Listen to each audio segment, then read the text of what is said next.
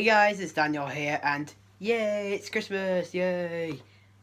I don't know why I did that, but anyway, yeah, I am going to do a video showing some of the stuff I got for Christmas this year, but I can't really do them yet because I'm still in the middle of my Star Wars reviews, where I'll be reviewing all of the live-action Skywalker Star Wars films, all leading up to Star Wars Episode 9, The Rise of Skywalker, next week. And today I'll be reviewing the sequel to A New Hope, and is the Star Wars film that a lot of people considered the best one, Star Wars Episode 5, The Empire Strikes Back. Now, I thought Episode 4, A New Hope, was quite a fun action adventure, and I do really love it. I liked all the characters, especially Darth Vader, because he is one of the best movie villains I've ever seen in a lifetime. Cool action scenes, fun visual effects, and an awesome score done by my boy, John Williams. The Empire Strikes Back, though, it's like they took a little bit of a step backwards, but then took 2 steps forwards. What do I mean by that? I'll get to that soon. Because, oh my god, The Empire Strikes Back is the best Star Wars film I've seen so far until Episode 7. Because I know a lot of people do love this film and consider it the best one. And I do think it is the best one I've seen so far. And I know that's not really saying much because a lot of people have said this already. But to me it does kind of say a lot. Because I do think it is the best Star Wars film I've seen so far. So, what about The Empire Strikes Back makes it the best Star Wars film I've ever seen? Well, first of all, the story. The story in The Empire Strikes Back is even more terror and even more challenging than the story in Episode 4. Because, in my opinion, the story in Episode 4 was a bit too easy. Don't get me wrong, I do like it throughout, but the characters get their winnings in an instant. But in this film, the characters have to face an even bigger challenge than they did in Episode 4. Because the stuff that the characters go through near the end of the film is way more challenging than the challenges in Episode 4. Because there's a lot of stuff that the characters go through in this film. Like, Luke ends up failing to defeat Darth Vader and ends up losing his hand in the process. Han Solo ends up being set up and betrayed by his best friend and ends up being frozen in carbonite by the Empire. The rebels are on the run from the Galactic Empire. I mean, there isn't a lot of great hope for the main characters to face, because the Empire is so ticked off at them that they turn into bigger challenges than they ever faced in the first film, because they're just like hitting so hard that they actually kind of defeat them, and characters have to pick up the pace in Return of the Jedi. Well, we'll get to that soon when we review Return of the Jedi. I'm not going to pretend that the special effects were fantastic, but they were good for their lifetime, because this was made in 1980, and so the visual effects weren't that good, but they were solid. I mean, some of the shots where they are shooting guns like and the lightsabers, they look cool, and some of the puppeteering that they used in this film is really good, especially for Yoda. I mean, the puppetry that they used for Yoda in this film is fantastic. And speaking of Yoda, let's talk about Yoda for a minute. Yoda has to be as good, almost a little less good, but still as good as he was in the prequel trilogy. Sure, he acts like a scared little rascal who is trying to hide himself from Luke, but once Luke finds out the truth, Luke ends up trying to convince Yoda to let him join the Jedi, and you could tell that Yoda doesn't really feel like this kid is ready for that job. So for that makes Yoda such a really good character, and he's also a really good mentor to Luke as well. And I don't know if it is him, but I think Frank Oz voices this character, and he does a good job playing the character of Yoda, this little Jedi Master. The other characters are even more interesting than they were in the first film, except for one character, and we'll get to that character later on.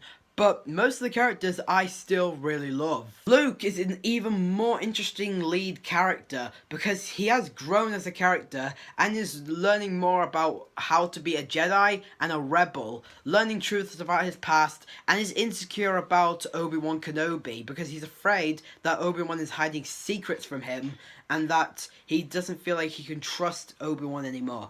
And I really sympathize with this character. Sure, he can make a few mistakes, but what character doesn't? He's just learning how to be a Jedi and how to use the lightsaber. Yes, he has done it in the first film, but he is learning how to be a Jedi. And yeah, I just felt like his character was even more interesting. And because the writing for this character is so much better, Mark Hamill is even more better than he was in the first film. Because in the first film, while I do like his performance, I felt like sometimes it was a bit too young and it was a bit over the top. I mean, that scene where they escape the jump scare, he's like, yeah, wow. Yep, you'll see more of that in my review of A New Hope. But Mark Hamill is even more interesting in this film, playing a really cool lead character, learning the ways of the Force. Han Solo is still the most interesting and awesome character as he was in the first movie. I mean, this character is so awesome. Like, when he's flying the Millennium Falcon, he knows what he's doing. He's like, okay, we're gonna have to go into this, like, asteroid field to hide from the Empire and then go into one of the asteroids to hide in it. But wait, this, asteroid isn't really an asteroid. It isn't a cave at all. Harrison Ford still kills it as this character. And I do like some of the moments where he does kind of bond with other characters throughout the film. I mean, at the beginning of the film, he ends up going out into the snowstorm to find Luke and ends up risking, like, his little camel animal thing to try and make Luke warm. It's disgusting, but that's what shows a lot of growth in the character of Han Solo. And again, he's just so awesome when he's shooting with his gun. And while I wasn't too fond of it, I can't deny there are some parts of Leia and Han's relationship throughout the film that I did kind of like. I mean, yes, like, when they start off their relationship at the beginning of the film, it does get really annoying and really irritating because they're constantly arguing throughout the film. But later on, they do get to have a much more clear and depth relationship. But of course, once again, just like in the first movie, we can't talk about the characters without talking about our big threat, Darth Vader. Oh my god.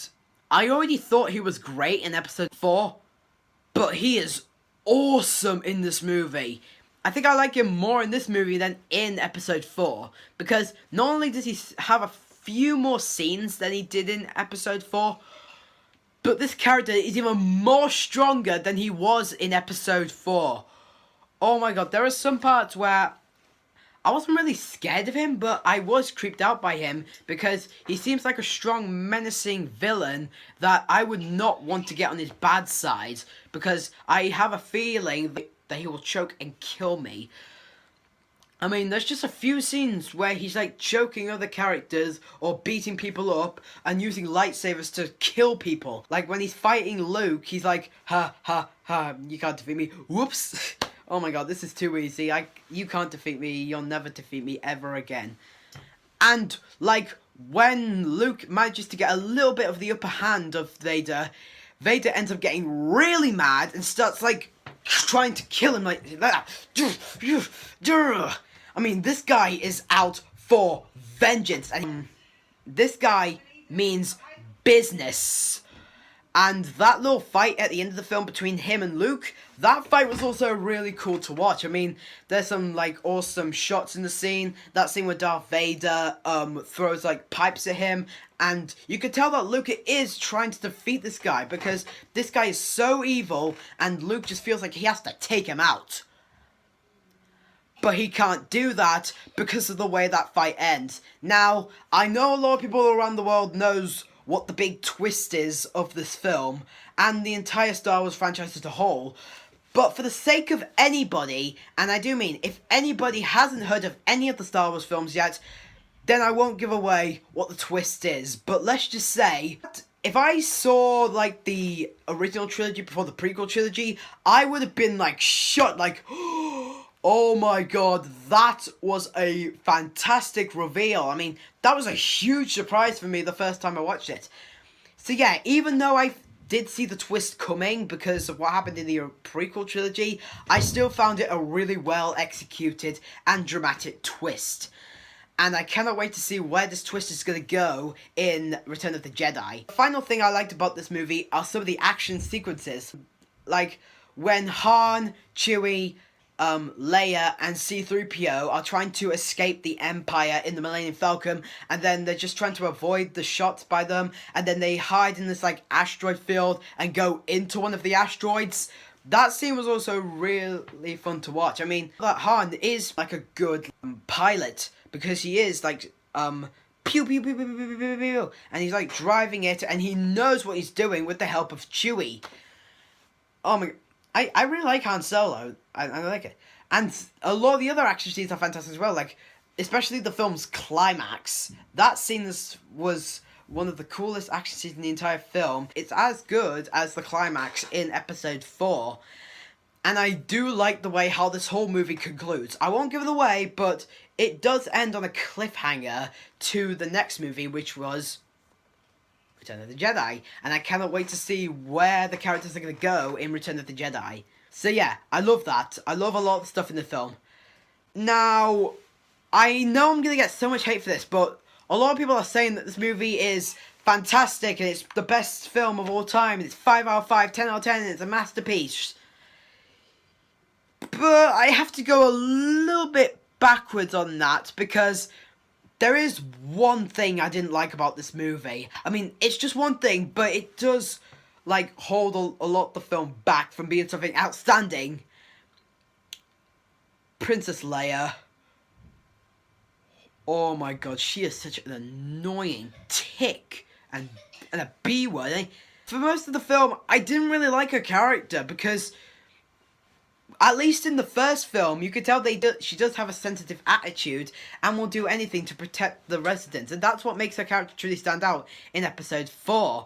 But here, she just comes off as a annoying and obnoxious butthole. And she's kind of a B most of the time, too. I mean, like, she's just, like, whining at Han, saying, "Oh, you can't do that." Sometimes I get why she's doing it, but other times I just didn't like this character in those parts of the film, because it just makes her a really obnoxious character until she changes towards the end. So yeah, Princess Leia does hold a lot of the film back, because she is kind of selfish in some parts. She is annoying in a lot of parts, and some of the banter that she shares with Han Solo is really annoying. So yeah, like, I could have given this film a 5 out of 5 stars, but Princess Leia being selfish and obnoxious and all that kind of holds the film back a bit. But overall, besides that little problem, I still love The Empire Strikes Back. Like I said before, although it's not like the best film of ever, it is the best Star Wars film I've seen so far. I mean, it's replaced Episode 3 and Episode 4. I think the characters are fantastic. The story was much more peril than the Episode 4 story. I mean, so overall, I can't deny that I still had a blast watching this film, and I'll have to watch the movie again to see if it gets a little bit better than what I'm about to give the grade, because I am going to give this film a 4.9 out of 5 stars. It's nearly a masterpiece, and if you are a fan of the Star Wars franchise, go see this film then. And I know a lot of people are going to hate me because a lot of people say it's 5 out of 5, but it's just my opinion, okay? I'm not saying your opinion is bad, but this is just my opinion. Anyway, what do you think of The Empire Strikes Back? Did you really love it and you found it as interesting as I did? Or were you bored by it and it was dull? And what is the best live-action sequel to a film you've ever seen?